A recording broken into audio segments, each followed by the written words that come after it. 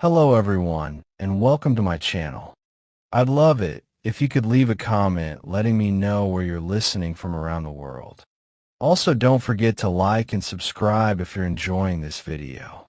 Story 1. I was 19 when I first saw something I couldn't explain, something I still can't describe without my hands shaking. Even now, years later, when the sun goes down and the shadows grow long, I remember it. I smell that dry desert air, feel the grit of sand in my teeth, and hear that thing breathing behind me. My cousin Eric and I decided to go hiking near the Navajo Nation in Arizona. It wasn't an official trail or anything. We'd heard rumors about a hidden canyon past the ridgeline, a place the locals warned tourists not to go. They didn't explain why. They just shook their heads and said, "That place doesn't belong to us." That should have been enough. But we were young, stupid, and itching for something different. So we packed a couple of granola bars, filled our water bottles, and drove until the dirt road turned to rock. The hike down into the canyon took about 3 hours, and at first, it was beautiful. Tall red walls rising on either side, sunlight filtering down in gold shafts, lizards darting across our boots. We didn't see anyone else the whole time. No hikers, no rangers, no tracks even. And after an hour, the sounds changed. The wind went still. No birds, no bugs, just the crunch of our feet. When the sun began to dip, casting long shadows across the canyon floor, we decided to head back. That's when it started. At first, it was just footsteps behind us, heavy and fast. I thought maybe another group had come up behind us. I stopped and turned. Nothing. Eric looked over his shoulder, then at me. His face had gone pale. "Keep walking," he said. His voice was tight. "You hear that too?" I asked. He didn't answer, just kept moving. A few minutes later, we heard it again. This time, it was different. The steps weren't trying to keep pace. They were catching up, running. I spun around so fast I nearly fell. Still nothing. But that silence, that terrible, pressing silence, it was unnatural. It pushed against your ears, like being underwater. And that's when we heard it. "Eric, come back." The voice echoed off the canyon walls.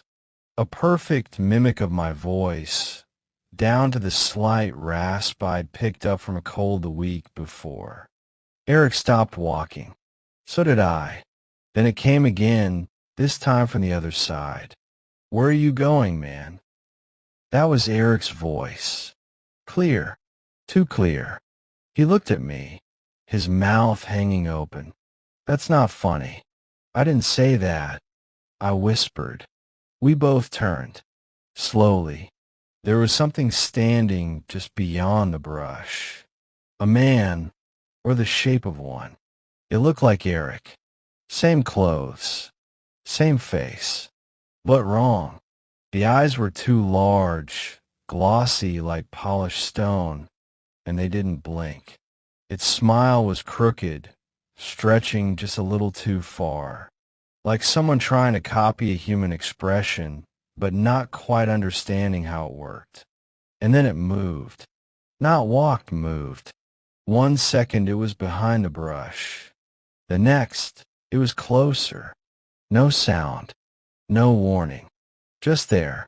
Eric grabbed my arm, so hard it hurt. "Run," he breathed. We didn't look back. We just ran. Our legs pounded the dirt. My heart was hammering so loud in my ears I couldn't hear anything else.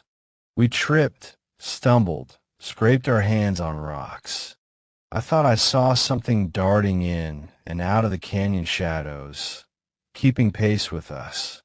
We didn't stop until we reached the car. Eric fumbled with the keys. Dropped them. I snatched them up and unlocked the door with shaking hands.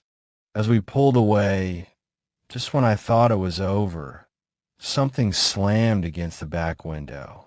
It was loud, solid. The car rocked from a force. We screamed. I checked the mirror. Nothing was there, but the glass was fogged with a mark. A handprint, but not human. It was too big, the fingers too long, stretched like melted wax. And it was burned into the glass, like the heat from its skin had left a mark that wouldn't fade. We didn't talk the entire ride home. When we pulled into Eric's driveway, we just sat there, staring, shaking. That night, I had a dream. I was standing in the canyon, alone. The moon was full, casting everything in blue. I couldn't move.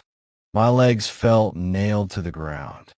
Behind me, something was breathing, long and slow, too close. I felt it exhale on my neck. Then it said, "You came back." I woke up screaming. The next day, Eric called. He hadn't slept either. He told me his mom, the one who grew up near the Navajo lands, asked him if we'd gone near the canyon. When he told her yes, she went quiet. Then she said, "Don't talk about it, and don't go back." We haven't spoken of it since. Not to anyone. Not until now. But I still dream about that place. Still feel that thing's eyes on me when I'm alone. And sometimes, late at night, when the wind picks up just right, I swear I hear my own voice whispering from the trees. I haven't hiked since. Story 2. I grew up on a cattle ranch in southeastern Utah, where the silence at night stretched out so far, it almost had a sound of its own. We were miles from the nearest town, surrounded by wide, open land and dry wind that seemed to whisper things if you were out there long enough. My family didn't say much. My dad was a quiet man, worn from the land. My mom spent most of her time in the kitchen or staring out the window. My older brother, Caleb, was my best friend, even when we fought, which we often did. This happened in the summer of 2007. I was 14. The days were hot, the nights colder than they should have been. One evening, after dinner, my dad mentioned that one of the cows, old Dolly, was ready to give birth. We'd been keeping an eye on her for a few days. When I got up to check on her around midnight, I wasn't scared.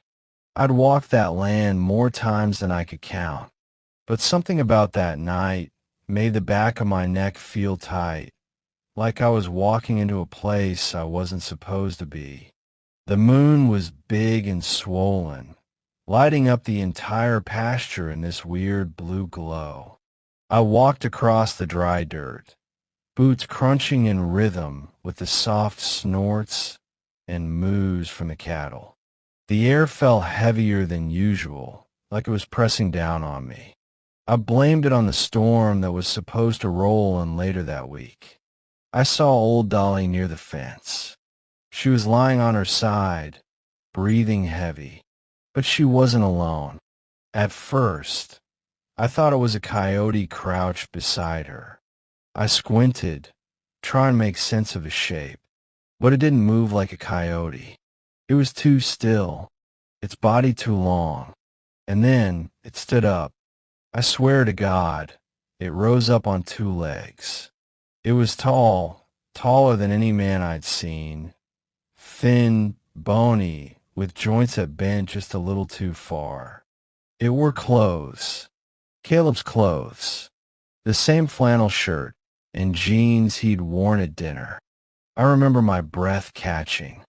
I thought, for a second, that maybe it was Caleb. Maybe he'd follow me out to help. But then it turned, and I saw its face. It was Caleb's face. But something was off, too smooth, too perfect, like someone had carved his features in a cold wax and forgot to add life behind the eyes. They didn't blink, just stared at me, shiny and dead. The mouth stretched into a grin, not wide, not menacing, just wrong. It was like it didn't understand what smiling really meant. It was mimicking the idea of it. Then it started walking toward me. Every step it took was off. Its arms swung too far forward. Its knees bent at angles that made my stomach twist. It looked like a puppet being yanked along by someone who'd never seen a human walk before. I couldn't move. My legs felt like ice. But the moment it reached the halfway point between me and the fence, it did something I'll never forget. Its head, Caleb's head, turned all the way around. A full circle. Bones shouldn't do that. Skin shouldn't stretch like that. And then it dropped to all fours and ran. Not like a person, not like an animal either. It was faster than anything I'd ever seen. I heard the wind split as it disappeared into the trees at the edge of the property. I stood there until my legs stopped shaking. Then I turned and ran. When I got back to the house, I saw Caleb asleep on the couch, mouth open, drooling slightly, completely unaware. I didn't sleep that night. Every creak of the house, every gust of wind, made me think that thing had come back. The next morning, we went out to check on old Dolly. She was dead, torn open like something had dug through her, not for food, but for fun. No blood trail, no tracks, not even disturbed grass. I told my parents what I saw. My dad didn't say a word, just looked off toward the trees. My mom put a hand on my shoulder, her fingers shaking. That night, I heard her whisper to him in the hallway, "It's back." That was the first time I knew this wasn't just a nightmare. They'd seen it before. Over the next week, more cows died, always in the same way. Torn, twisted, not eaten, not stolen, just left there. We stopped going out after dark. My dad put locks on all the doors and nailed a cross above each window. We weren't religious. I didn't ask. Caleb changed too. He wasn't the same after that. One night, I caught him sitting by the window at 3 a.m., just staring out into the dark. When I asked him what he was doing, he said something I still don't understand. It likes faces. I never saw the thing again. Not clearly, anyway. But sometimes I catch movement in the trees. A shape standing too still, or something crouched in the tall grass that vanished when I blinked. We moved a year later, sold the ranch. My parents said it was time for a fresh start, but none of us ever really talked about why. Now, I live in the city. Loud, bright, crowded, safe. But sometimes on quiet nights, when the wind brushes the side of my apartment just right, I swear I hear something out there. Something moving on all fours. Something that still wears my brother's face. Story 3. It was late October of 2021, just before Halloween. Not that we were doing anything festive. No costumes. No candy. No carved pumpkins. We just needed a break from the noise of the world. So, we went camping. Me, my girlfriend Mia, and our two closest friends, Mark and Lydia. We found a spot by a lake in northern New Mexico. One of those hidden places you only hear about through word of mouth, the kind that doesn't show up on tourist maps. It was peaceful. Too peaceful, maybe. We arrived just before dusk, pitched our tents near the treeline, cooked some hot dogs over the fire, shared a few beers, and tried to forget that the real world existed. The lake shimmered like glass, untouched. Not a ripple, not a bird. I remember thinking it was weird how quiet it was. No insects, no frogs, just the wind. But I chalked it up to fall settling in. That night, after we zipped up our tents, I laid next to Mia, her head on my shoulder, and we drifted off to the soft rustle of the trees. Then something woke me up. At first, I wasn't sure what it was. A dream? A sound? I stayed still, staring at the roof of the tent, trying to figure it out. That's when I heard it again, sniffing. Not the kind an animal makes.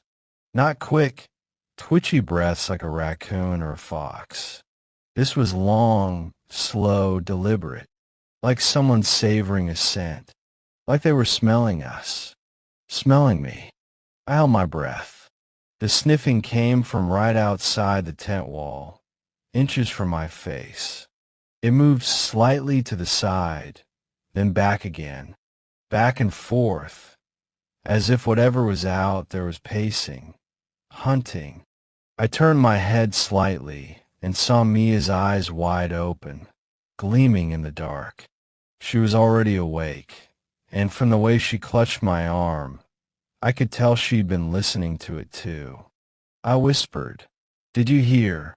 Before I could finish, there came a sound that stopped my heart cold. Knock, knock, knock. 3 hard taps against the fabric of the tent, right where my face was. I didn't move. Neither did Mia. I swallowed and forced out a shaky, "Who's there?" Silence. Then a voice answered. But it wasn't just any voice. It was mine. Exactly mine. "Let me in," it said. "It's cold." The blood in my veins turned to ice. Mia covered her mouth with both hands. Again, the voice came, this time from the other side of the tent. "Let me in. It's cold." Still my voice. I didn't know what to do. My instinct screamed at me to run, but run where? We were miles from the car, surrounded by nothing but dense trees and shadows. I reached for the flashlight, clicked it on, and zipped open the tent flap just enough to peek outside. Nothing, just the woods, still and black. I shined the light in every direction. No footprints, no rustling, no eyes staring back, nothing. But I knew something had been there, something that could sound just like me, and it wanted in. I zipped the flap closed and sat there in silence the rest of the night. Mia never slept. Neither did I. At sunrise, we stepped out, trying to act normal, trying to laugh it off like some creepy coincidence or hallucination brought on by too much campfire beer. Then Mark and Lydia emerged from their tent. They looked terrible, eyes sunken, pale, like they hadn't slept either. Mark looked at me, stared at me, and then he said, "Why were you standing outside our tent last night?" I blinked. "What?" "You were just standing there. Around 3, maybe later, just watching us. You didn't say anything." "I wasn't outside," I said. "I never left our tent." Mark's expression didn't change. "But it was you." Lydia nodded slowly. "You had the same hoodie, same stance, same everything. It was like a copy of you." We packed up in silence. As we left the campsite, I looked back one last time. There on the ground near where our tent had been, I saw something. A handprint, long, thin, too many knuckles, and not human. We never went back to that lake. We never talk about it much, either. But sometimes I still hear it, when I'm alone late at night, lying in bed. A sniffing sound, and the voice, my voice. "Let me in. It's cold."